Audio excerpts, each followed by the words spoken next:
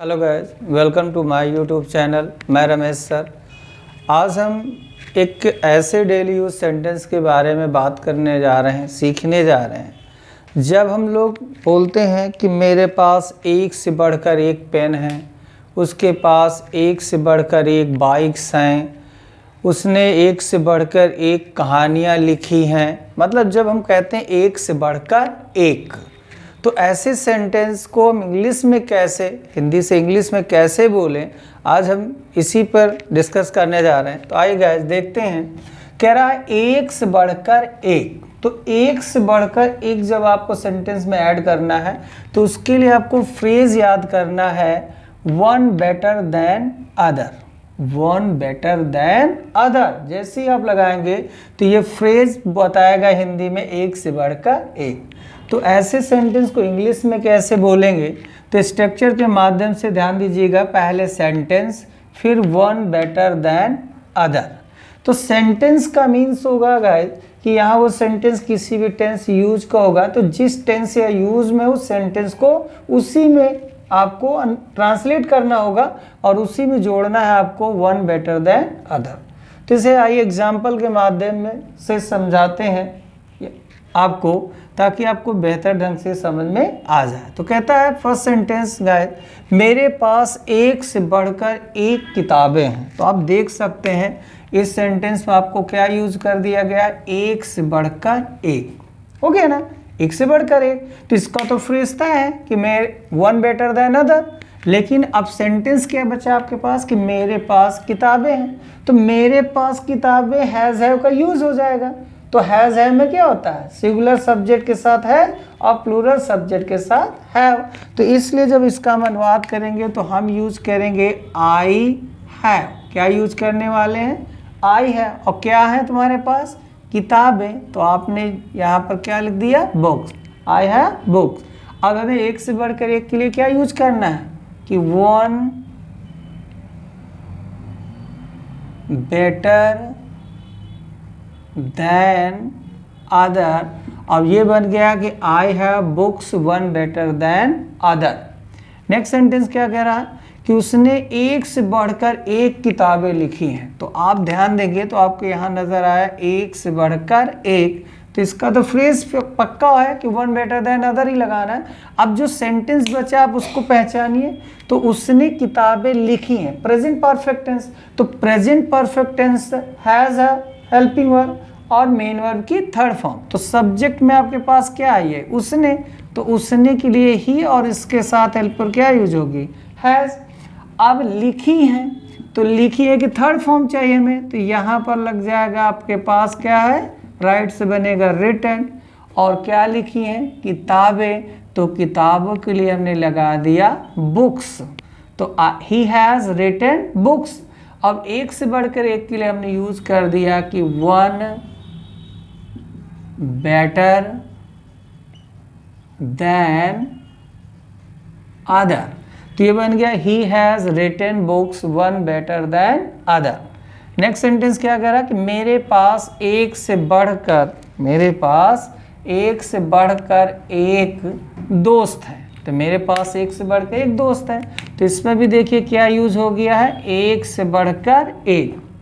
तो बचा हुआ सेंटेंस पहचानिए किस टेंस यूज का है। तो कह रहा मेरे पास दोस्त है। तो पास का भाव आया तो फिर से वही हैज हैव का यूज कर लेते हैं। तो मेरे सब्जेक्ट है, तो मेरे के लिए आपको क्या यूज करना है, आई, और इसके साथ यूज हो जाएगा हैव। अब क्या है, दोस्त है। तो दोस्त है तो फ्रेंड, तो फ्रेंड्स हो जाएगा फ्रेंड, क्योंकि बहुत सारे दोस्त हैं। और एक से बढ़कर एक के लिए वही वन बेटर देन अदर। तो ये बन गया आई have friends one better than other. कहता मेरे पास एक से बढ़कर एक मोबाइल है। मेरे पास एक से बढ़कर एक मोबाइल है।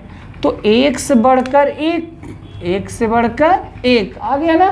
अब बचा हुआ सेंटेंस मेरे पास मोबाइल है। तो मेरे पास मोबाइल हैज हैव का यूज फिर से है। तो जैसे ही हैज हैव के यूज में आएंगे गाइस, तो आई और आई के साथ हम यूज करेंगे क्या, हैव।